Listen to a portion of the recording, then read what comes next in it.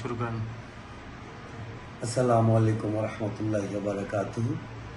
তো আজকে আমি একটা জরুরি গুরুত্বপূর্ণ বিষয় নিয়ে আলোচনা করতে চাই। আর সেটা হচ্ছে যে দেখেন, বাংলাদেশটা আজকে 55 বছরে পদার্পণ করলো, স্বাধীনতা অর্জন করেছে 1971 থেকে এই পর্যন্ত।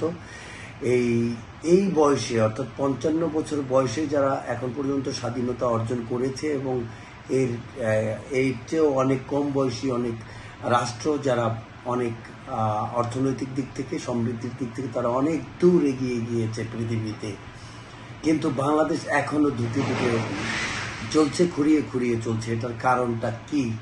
মৌলিক এই কারণগুলো হচ্ছে এগুলোর যে বাংলাদেশ একটা ডিপ স্টেটের মাধ্যমে চলছে এবং প্রত্যেকটা দেশেই ডিপ স্টেট থাকে, কিন্তু বাংলাদেশের যে ডিপ স্টেটটা রয়েছে সেই ডিপ স্টেটটা হচ্ছে সবচেয়ে বেশি দুর্নীতিবাজ এবং সবচেয়ে বেশি নির্দয় এবং সবচেয়ে বেশি বৈদেশিক আধিপত্যবাদের দালাল হিসাবে বাংলাদেশটাকে চুচে চুচে খাচ্ছে। এই ডিপ স্টেট বা আন্ডারওয়ার্ল্ডে যারা রয়েছে, যারা জনগণের মতামতকে কোনোভাবেই তোয়াক্কা না করে তারা তাদের মন মানসিকতা এবং তাদের জেদ অনুযায়ী, তাদের ইচ্ছে অনুযায়ী বাংলাদেশটাকে পরিচালনা করছে, যার কারণে একটি স্বচ্ছ, সুন্দর, সমৃদ্ধশালী বাংলাদেশ বিনির্মাণ হচ্ছে না। এখন বলবো যে ডিপ স্টেট কারা? মূলত ডিপ স্টেট হচ্ছে একটা দেশের প্রথমত আমলাতান্ত্রিক যে ব্যবস্থাপনা সেখানে, কারণ সারা বাংলাদেশটাকে এই আমলারাই পরিচালনা করে এবং তাদের নখদর্পণে রয়েছে বাংলাদেশের টোটাল অর্থনৈতিক, রাজনৈতিক সহ সকল বিষয়ের ভান্ডার তাদের হাতে।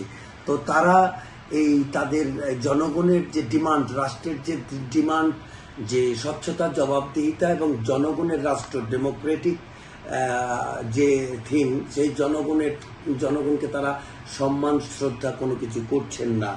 দ্বিতীয় যেটা হচ্ছে সেটা হচ্ছে যে একটা দেশের গোয়েন্দা ডিপার্টমেন্ট এবং আর্ম ফোর্সেস যারা রয়েছে, অর্থাৎ সামরিক গোয়েন্দা এবং গোয়েন্দা ডিপার্টমেন্ট, এখানে একটা শ্রেণী রয়েছে যারা একটা অধিক ক্ষমতার বলয় সৃষ্টি করে তারা তাদের ইচ্ছে মতো দেশটাকে পরিচালনা করছে, যার কারণে তারা তাদের ইচ্ছে মতো দেশটা চালাচ্ছে। জনগণের মতামতের এখানে কোনো মূল্য হচ্ছে না। এটাকে একটা অতিরিক্ত যে ক্ষমতা প্রয়োগ, জনগণের জবাবদিহিতার ঊর্ধ্বে উঠে সেটাই করা হচ্ছে। থার্ড সেটা হচ্ছে যে বাংলাদেশের যে কর্পোরেট হাউসগুলো রয়েছে এবং ব্যবসায়ীরা রয়েছে, এই কর্পোরেট হাউস এবং ব্যবসায়ীদের মধ্যে এমন একটা শ্রেণী রয়েছে যারা থিঙ্ক ট্যাঙ্ক হিসেবে পুরো বাংলাদেশটাকে, অর্থনীতিটাকে নিয়ন্ত্রণ করে। তারা জনগণের অর্থটাকে জনগণের হাতে পৌঁছে না দিয়ে তারা এই অর্থটাকে দেশে বিদেশে ছড়িয়ে দিচ্ছে এবং তাদের নামে বেনামে হিউজ পরিমাণ দুর্নীতির মাধ্যমে এই দেশটাকে বিকিয়ে দিচ্ছে। এবং ফোর্থ সেটা হচ্ছে এদেশীয় বৈদেশিক উপনিবেশবাদের এদেশীয় এজেন্ট যারা রয়েছে এরা। তো এই চারটা শ্রেণীকে যদি বাংলাদেশ না ভাঙতে পারে, ডিপ স্টেটের যে অপকর্ম, অদৃশ্য যে শক্তিটা রয়েছে বাংলাদেশে, সেই অদৃশ্য শক্তিটাকে যদি বাংলাদেশ না ভাঙতে পারে, ধ্বংস না করতে পারে, তাহলে বাংলাদেশের এই যে সংস্কার, স্টেট রিফর্ম এটাকে কখনোই চোখে দেখবে না জনগণ, এবং জনগণ সেই বরাবরের মতোই একটা নিষ্পেষিত ভয়ের রাষ্ট্রে বসবাস করছে এবং বসবাস করবে।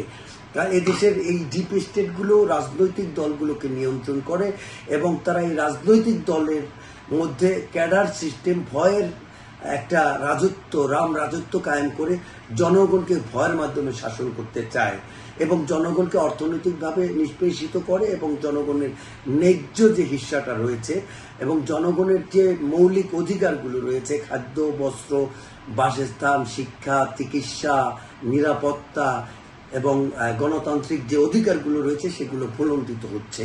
তো জনগণ এই সংস্কারের জন্য, স্টেট রিফর্মের জন্য যতবারই জীবন দেখ এবং যত সংখ্যক লোকই জীবন দেখ না কেন, আমরা রিসেন্ট ম্যাসিভ একটা হত্যাযজ্ঞ দেখলাম যে 5ই আগস্ট 2024-এর। এই 5ই আগস্ট 2024-এর যে ম্যাসিভ যে হত্যাযজ্ঞটা ঘটেছে, এই হত্যাযজ্ঞের পরে বাংলাদেশ জনগণ মানে আশ্বস্ত হয়েছিল যে বাংলাদেশ থেকে হয়তো ভয়ের রাজত্ব চলে যাবে এবং একটি সুশৃঙ্খল, শান্তিপূর্ণ, অর্থনৈতিক বৈষম্যমূলক একটি রাষ্ট্র তারা পাবে। কিন্তু আল-আস মানে হায়, এটা কি হলো যে আবার সেই জগদ্দল পাথরের মতো বসে আছে সে একটা শোষক শ্রেণী, যারা এই বাংলাদেশটাকে সেই শোষকদের আন্ডারেই চলে গেল, সিন্ডিকেটের আন্ডারে দেশটা চলে গেল।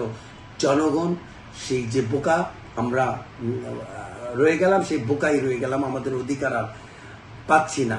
তো এরপরেও আবারও যদি জীবন দিতে যাই, জীবন দেওয়ার জন্য লক্ষ লক্ষ লোক প্রস্তুত রয়েছে বাংলাদেশে, শুধু সংস্কারের জন্য, রাষ্ট্র কাঠামো পুনর্সংস্কারের জন্য। এই জীবন দিতে পারবে ঠিকই, কিন্তু এই ডিপ স্টেট যদি ধ্বংস না হয়, তাহলে কোনোভাবেই বাংলাদেশ এই ম্যাসিভ হত্যাযজ্ঞের পরেও, আবারও যদি হত্যাযজ্ঞ হয়, এই হত্যাযজ্ঞের পরেও জনগণ তাদের রাষ্ট্র তারা ফিরে পাবে না। তো সেক্ষেত্রে আমাদেরকে, যেমন আমরা এখন দেখছি যে স্টুডেন্ট পলিটিক্সের নামে একটা কি বলবো, লেজুর বৃত্তির রাজনীতি চলছে, একটা কি বলবো লুটেরা রাষ্ট্রের সপক্ষে স্টুডেন্টরা দাঁড়াচ্ছে, আবার এই লুটেরাদের হটানোর জন্য একটা স্টুডেন্ট পক্ষ দাঁড়াচ্ছে। এটা দুইটা পক্ষ আস্তে আস্তে তারা একটা মারমুখী পজিশনে যাচ্ছে। এগুলো হচ্ছে এই ডিপ স্টেটেরই খেলা। এই ডিপ স্টেটকে যতক্ষণ আপনি ধ্বংস না করতে পারবেন, ততদিন পর্যন্ত আপনার বাংলাদেশ, জনগণের বাংলাদেশ, জনগণ কখনোই ফিরে পাবে না। এটাই সত্য।